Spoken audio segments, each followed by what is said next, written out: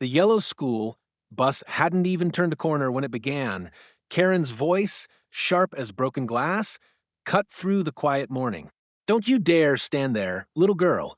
That's private HOA property," she shouted, marching toward my daughter like she was facing a criminal, not a 10-year-old waiting for a bus. My daughter froze, clutching her backpack, eyes wide with fear. A few parents across the street stopped mid-conversation, phones quietly lifting to record. Karen jabbed a finger in her face, yelling about rules, about people like her not belonging here. My child whispered a trembling, "I'm sorry," but Karen only grew louder. And then, just as the bus's headlights appeared down the road, my phone buzzed. It was my neighbor whispering, "You need to come. Now." She's screaming at your daughter. 3 minutes later, Karen's world was about to change forever. Hey, everyone, before we start, tell me in the comments what city you're watching from. I love seeing how far these stories travel, from Texas to Ohio to California. Every name reminds me that good people still stand up for what's right. Now, before we dive in, make sure to subscribe, because what you're about to hear isn't just another Karen story. It's about a moment that changed everything for one little girl and a whole neighborhood that finally saw who the real problem was. That morning had started like any other. My daughter, Lily, stood quietly at the bus stop, backpack over her shoulders, hair tied back, her sketchbook clutched against her chest. She loved drawing while she waited for the school bus. But in Willow Creek Estates, peace never lasted long. Especially not when Karen Whitmore, the self-proclaimed guardian of community order, was around. She had been watching my daughter for days, complaining about her backpack touching the mailbox or her shoes scuffing HOA property. Most of us ignored her antics. But that morning, something inside her snapped. What she didn't know is that everyone was watching. And this time, her behavior wouldn't just cause drama. It would end with flashing lights, handcuffs, and justice served right in front of the school bus. It was 7:18 a.m. The air was crisp, and the faint rumble of the approaching school bus could be heard in the distance. Lily stood by the wooden post that marked the corner of Maple and Birch, the same place she'd waited every school morning for 2 years. She was humming softly, tracing a small doodle in her sketchbook, a bird flying over a quiet house. Across the street, blinds shifted. A shadow moved. Karen Whitmore. She stepped out of her house, wearing her usual bright pink jogging suit, clutching a clipboard like it was a badge of honor. Her expression was already twisted with irritation, the kind that didn't just look angry, it looked personal.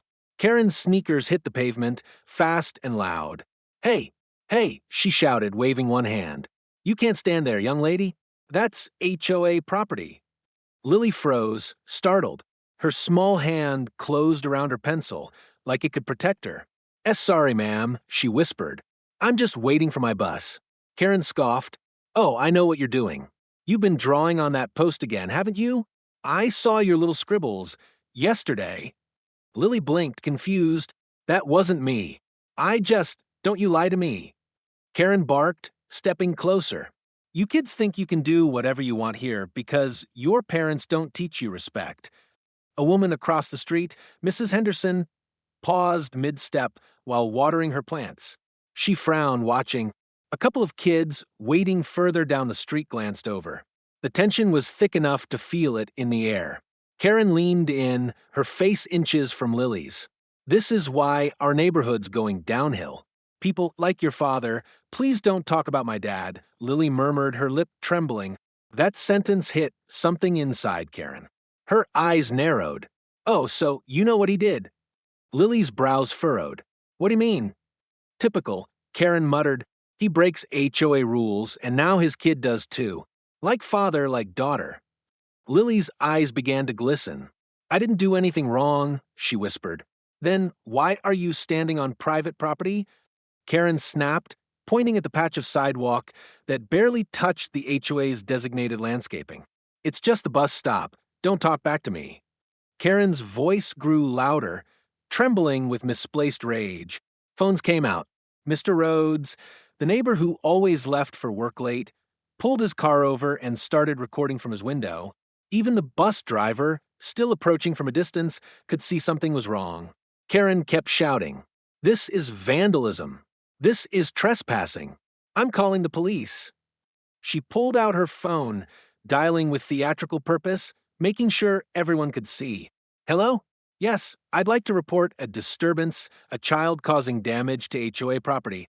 Yes, I have evidence. I need an officer sent right away. Lily's eyes widened. I didn't do anything. Karen looked her dead in the eye. We'll let the police decide that. Mrs. Henderson finally walked over, holding up her own phone. Karen, stop it.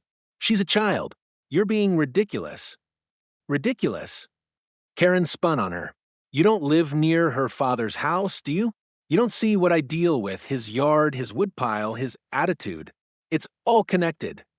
Karen, she's 10, Mrs. Henderson said firmly. Back off. But Karen wouldn't. She turned again to Lily. You tell your father he's next.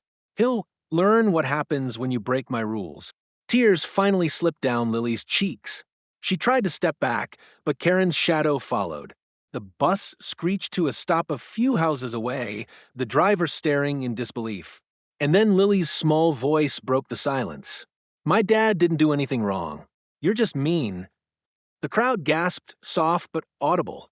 Karen's eyes went cold. You little brat, Karen. Mrs. Henderson's voice cut like a whip. Enough. But Karen's temper had already snapped. She reached forward, grabbing Lily's sketchbook. Pages ripped. The drawings fluttered into the street. That's when the first siren echoed in the distance. Someone, maybe Mrs. Henderson, maybe another parent, had called the real police. Lily stood frozen, shaking, her sketchbook torn and her drawings scattered in the morning wind. Karen crossed her arms triumphantly, smirking. Good. Let them come. I'll make sure your father hears about this. But what Karen didn't realize, what no one had told her, was that Lily's father wasn't just any resident. He was the chief of police, and he was already on his way. My phone buzzed just as I was locking my patrol car. It wasn't a routine call, but a message from my neighbor, Mrs. Henderson, short, urgent, and cold enough to stop my heart. Ezra, come quick. Karen's screaming at Lily at the bus stop. I didn't even read it twice. My hand went straight for the ignition. Within seconds, the engine roared to life, and the siren blipped once. Not the full wail, just enough to clear the narrow lane that led out of our street. Lily wasn't the kind of kid to get into trouble. She was gentle, too gentle, if anything. She still wrote apology notes when she accidentally stepped on someone's lawn. The thought of that woman towering over her, screaming, it made my chest tighten like a vice. As I turned onto Maple Street, I could already see the commotion. Parents gathered on the sidewalks, kids whispering, the yellow school bus idling with its stop sign extended. And there she was, Karen Whitmore, clipboard in one hand, phone in the other, yelling into the air like she was leading an army. And just a few feet from her stood Lily, shoulders slumped, face streaked with tears, sketchbook torn open on the ground. I slammed the car door and walked fast. The uniform wasn't on, I was off duty in jeans and a gray shirt, but the authority came with me. Lily, her head snapped up, eyes widening with pure relief. Dad, she sobbed, running straight into my arms. She was shaking so hard I could feel her heartbeat through her jacket. Karen's eyes widened too, not in guilt, but in disbelief. Wait, you're her father? Yeah, I said quietly, my voice steady. You want to tell me what you think gives you the right to yell at my daughter? Karen scoffed, straightening her posture. Oh, so you're Ezra Blackwell. I should have known. You're the one who keeps bending HOA rules, your trailer, your firewood, your unapproved mailbox color. Stop. My voice cut through her rant like a blade. What did she do? Karen folded her arms, smug. Vandalism. Trespassing. She was damaging HOA property. I glanced at Lily's sketchbook, the pages fluttering in the breeze, covered in soft pencil drawings of trees, birds, and houses. No vandalism. No damage. Just a kid being a kid. Where? I asked, kneeling to pick up one of the drawings. Karen jabbed a finger toward the wooden post. There. She was scribbling all over it. I turned the post around. Clean. No markings. No graffiti. Nothing but the faint shadow of old paint and dust. She was drawing on paper, Karen. Karen blinked, her confidence flickering for the first time. Well, you thought wrong, I interrupted sharply. And instead of asking, you screamed at a child. You ripped her notebook. You frightened her. I was enforcing community rules, she shot back. We have standards here. Behind her, several parents murmured disapproval. One of them, Mr. Rhodes, lifted his phone slightly. It's all on video, he said flatly. She didn't do anything wrong. You went after her, Karen. Karen spun around. You don't know what you saw. Oh, we do, Mrs. Henderson replied, stepping forward. We saw you yelling at a little girl like she was a criminal. Karen's face turned red. Part fury, part panic. You're all ganging up on me. This is harassment. I stepped closer, keeping my tone calm but iron solid. No one's harassing you, Karen. But what you just did is harassment toward a minor. Her lips parted, speechless for a second. Then she smirked bitterly. You think you can intimidate me just because you're what? Her father? I held her gaze. No, because I'm the chief of police. The silence was instant. Even the kids waiting at the bus stopped whispering. Karen blinked, taking a step back. That's a conflict of interest, she stammered. You can't threaten me. I'm not threatening you, I said quietly. But I am calling this in. I turned to my radio, clipped at my belt. Unit 14 to dispatch. Respond to 322 Maple Street. Possible harassment incident involving an adult and a minor. Multiple witnesses present. Karen's jaw dropped. You're calling this in? Yes, ma'am, I said evenly. You wanted the police involved, remember? The irony landed hard. The same phone call she'd proudly made earlier had just turned against her. Within minutes, another cruiser pulled up. Officer Daniels, my deputy, he stepped out, taking in the scene with a slow glance. Morning, Chief. Everything all right? I nodded toward Karen. Take her statement and collect witness videos. Karen's voice cracked. Wait, this is ridiculous. I'm the victim here. Daniels raised an eyebrow. Ma'am, we'll determine that once we review the evidence. The crowd was quiet now, half curious, half stunned. Karen's confidence melted away as reality caught up with her. Meanwhile, I knelt beside Lily. Hey, sweetheart, I whispered, brushing a tear from her cheek. You okay? She nodded weakly. I didn't do anything wrong, Dad. I know, I said softly. You did everything right. She looked at Karen, who was now fidgeting nervously as the officer asked for her ID. Is she going to jail? I hesitated. That depends on the truth, Lily. And right now, the truth is on your side.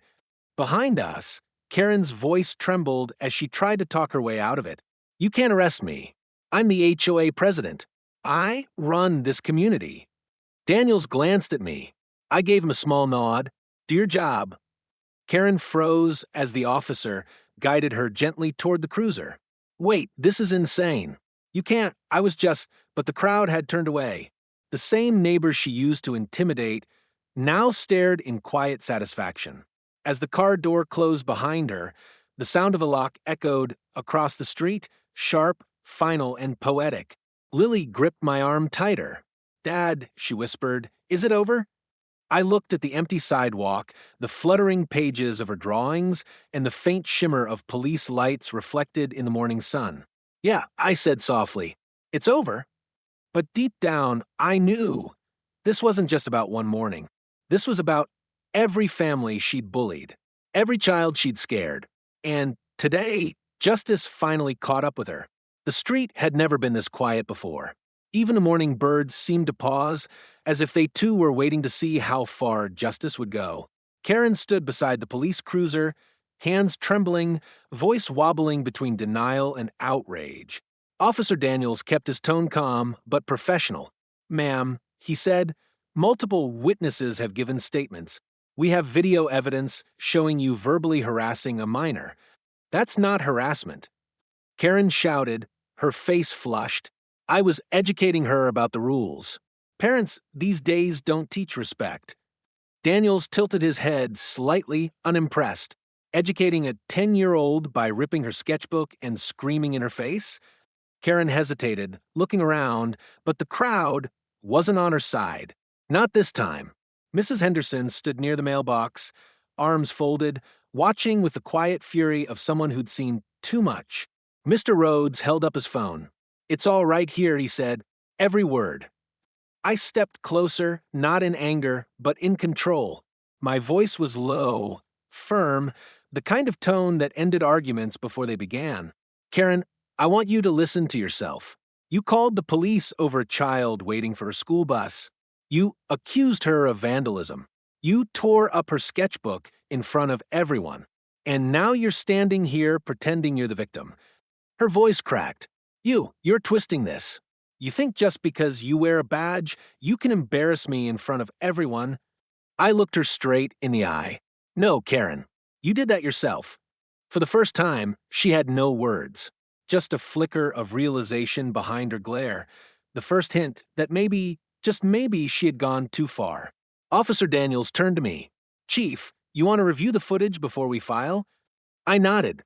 "Let's see it." Mr. Rhodes stepped forward, phone in hand. The crowd gathered around as he played the video.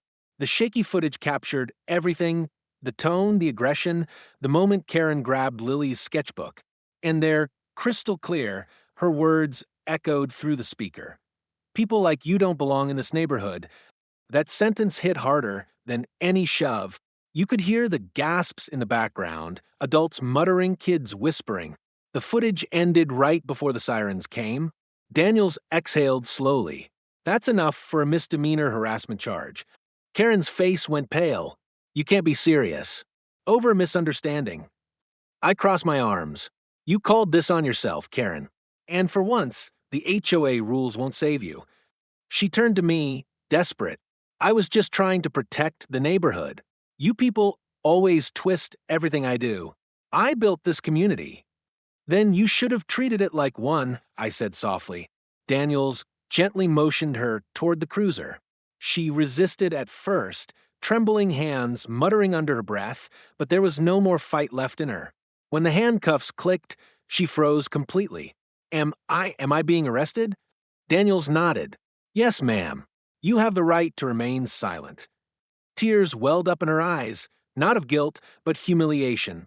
She looked around one last time, expecting anyone, to defend her. But no one did. Not even her closest HOA board friends who had once cheered her on. As the car door shut, I turned to Lily. She was still clutching the torn half of her sketchbook. I crouched beside her.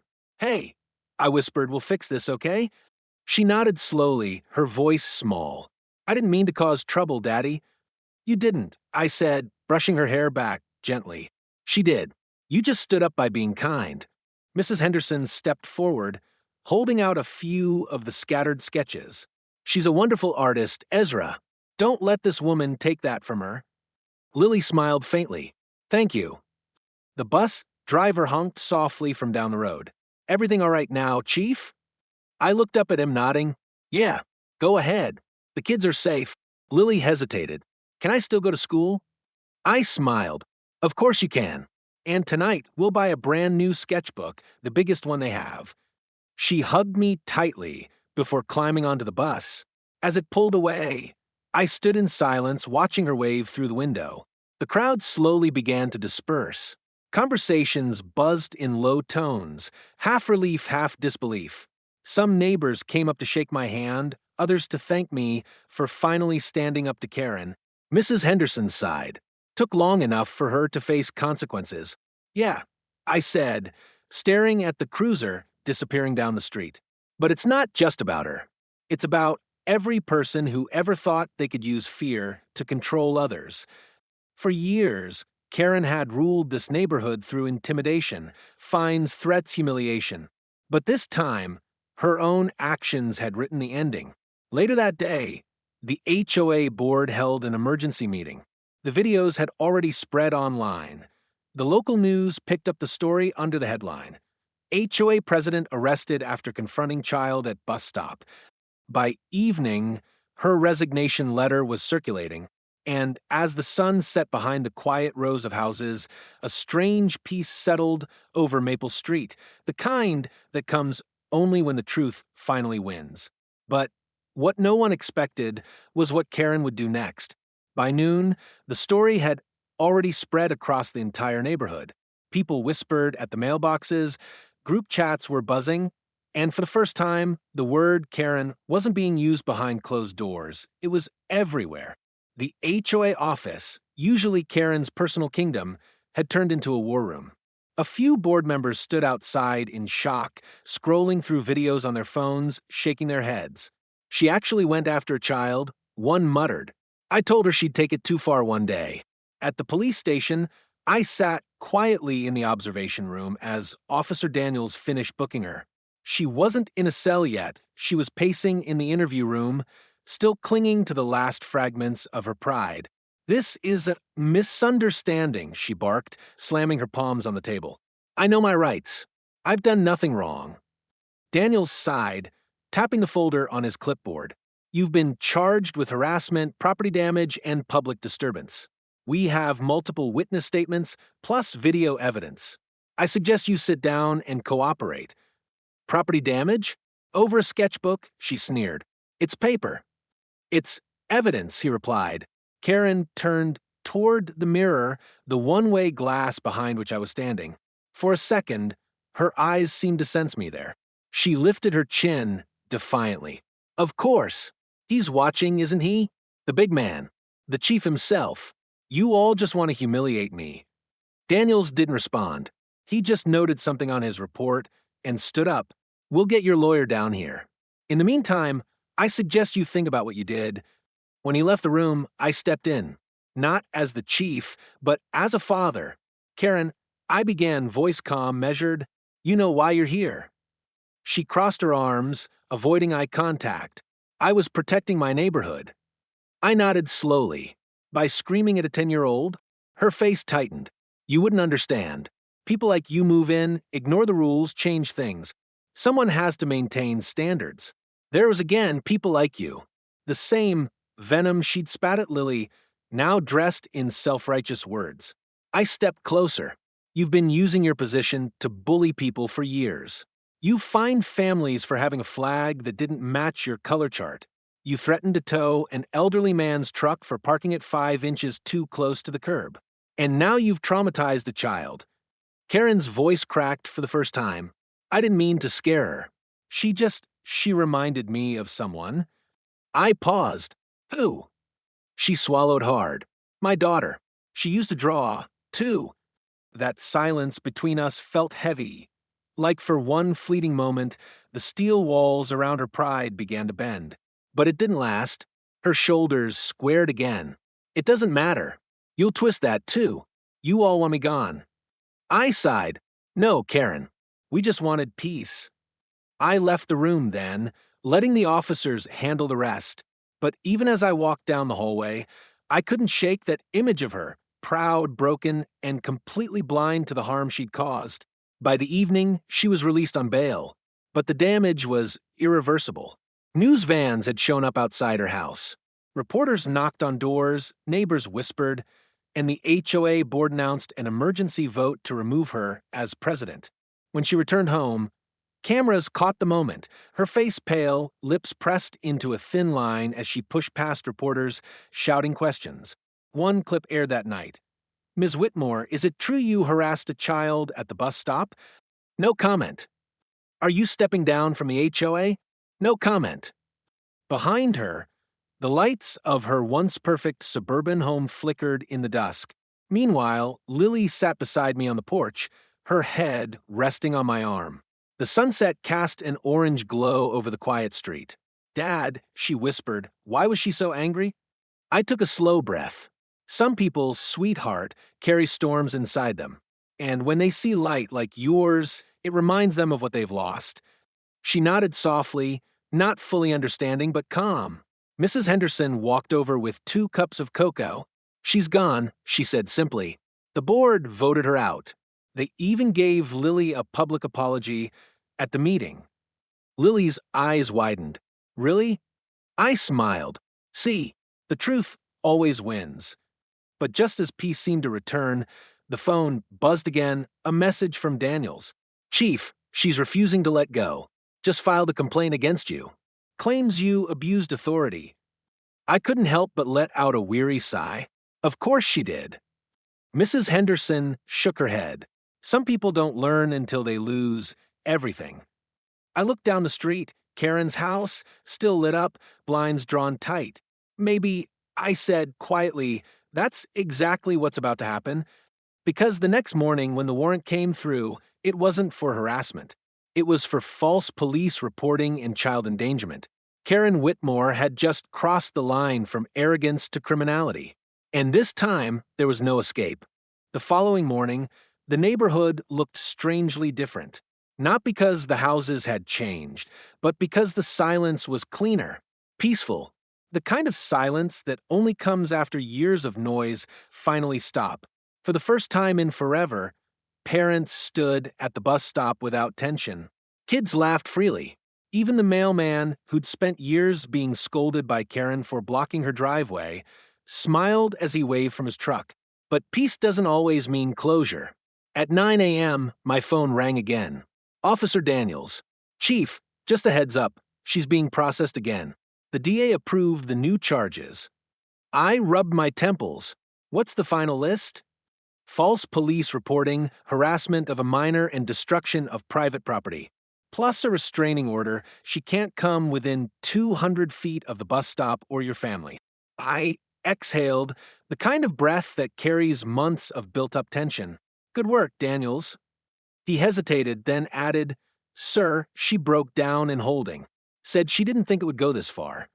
For a moment, I didn't say anything. Because deep down, I knew. People like Karen didn't start out monsters. They built themselves into one brick by brick every time they chose control over compassion. That evening, Lily was sitting on the living room floor surrounded by crayons, a brand new sketchbook, open in front of her. The first page read, To Dad, for protecting me when I couldn't. She'd drawn the bus stop again. But this time, instead of fear in her eyes, there was sunshine. A smiling bus driver. Neighbors waving. I sat down beside her quietly. That's beautiful, sweetheart. She looked up and grinned. I wanted to draw something happy. You said bad days don't last forever. I nodded. And you proved me right. She thought for a second, then asked softly, Do you think she hates me?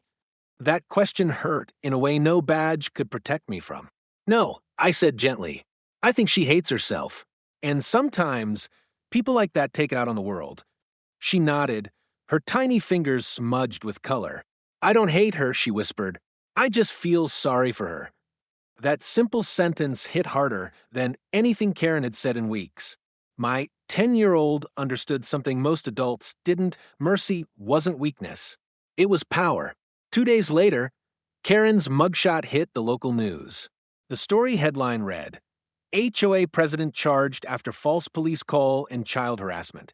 The footage from that morning, the confrontation, the crowd, the arrest had gone viral. Overnight, the story became a symbol of how power unchecked can destroy communities.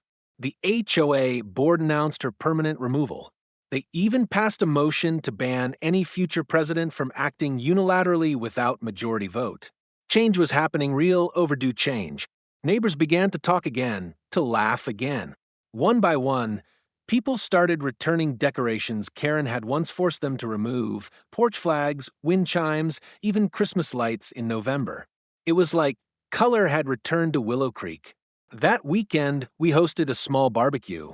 Everyone showed up, the Hendersons, the Rhodes family, the bus driver, even the kids who once hid from Karen's morning patrols. Laughter echoed down the street again.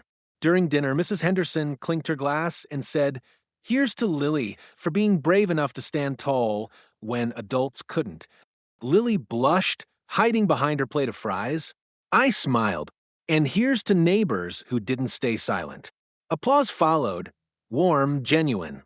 The kind of applause that healed something invisible. But somewhere deep inside, a part of me still felt uneasy.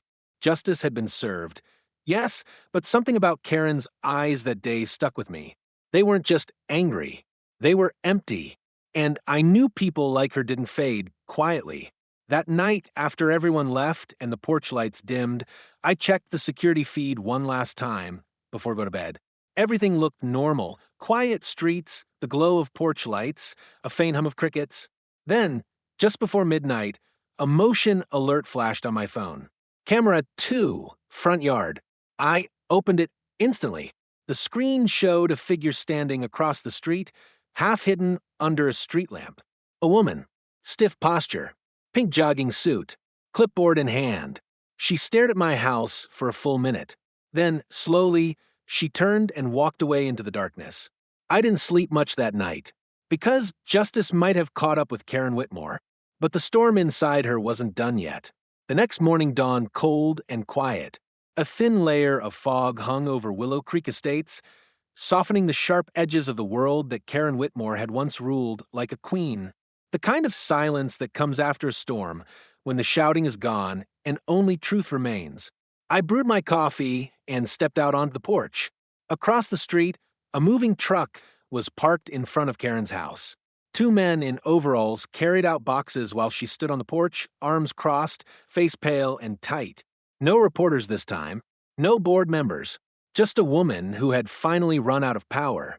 For a moment, I didn't feel anger, just pity. Lily came out behind me, rubbing her eyes. Is she leaving? I nodded. Yeah, sweetheart. Looks like it. She stared quietly for a long time. Then she said, almost to herself, maybe she'll be nicer somewhere else. I smiled faintly. Maybe she will. That day, the HOA called me to attend a community meeting, not as chief of police, but as a resident. When I walked into the small clubhouse, every seat was filled. People stood against the walls, some still clutching printouts of the news article that had gone viral. The new interim president, a soft-spoken man named Mr. Parker, took the microphone. Before we begin, he said, I think it's important we acknowledge what happened, not to shame anyone, but to learn. He turned toward me. Chief Blackwell, would you like to say something? I stood slowly.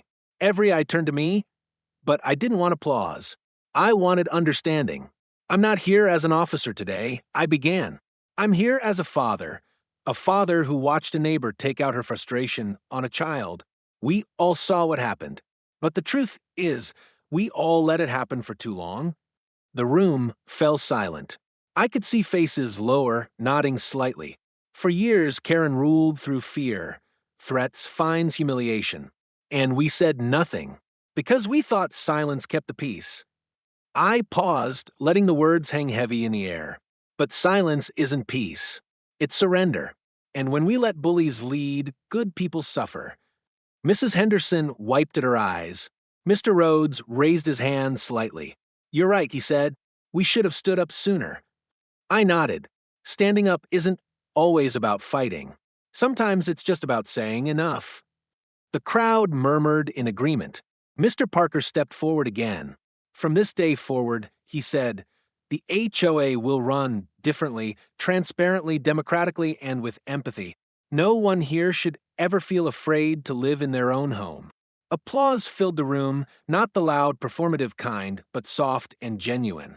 And for the first time since moving here, I felt proud to call Willow Creek my neighborhood. That night, I found Lily in her room, coloring quietly under her desk lamp. She was drawing again, this time a picture of the bus stop surrounded by smiling faces. In the corner of the page, she'd written in neat, careful handwriting, even mean people can learn. I sat down beside her and smiled. That's a beautiful message. She nodded. I wanted to draw something for her. Maybe if she sees it one day, she'll feel better. I felt my throat tighten. You're a good kid, you know that? She shrugged shyly. You always say we should forgive people, even if they don't say sorry. I put my hand over hers. You just taught me that lesson again. Weeks passed. Life settled. The neighborhood changed, softer, kinder. The bus stop became a symbol of something new. Community, courage, and second chances. But one morning, as Lily and I walked there together, we noticed something unexpected. The wooden post, the one Karen once accused Lily of vandalizing, now had a small plaque on it. Someone from the HOA must have placed it overnight. It read, For Lily Blackwell, a reminder that kindness is stronger than control, Lily smiled, her eyes shining. Dad, that's me. Yeah, I said quietly. That's you. She turned to me, grinning. Does that mean I'm famous? I laughed softly. In this neighborhood, you always were. The school bus pulled up.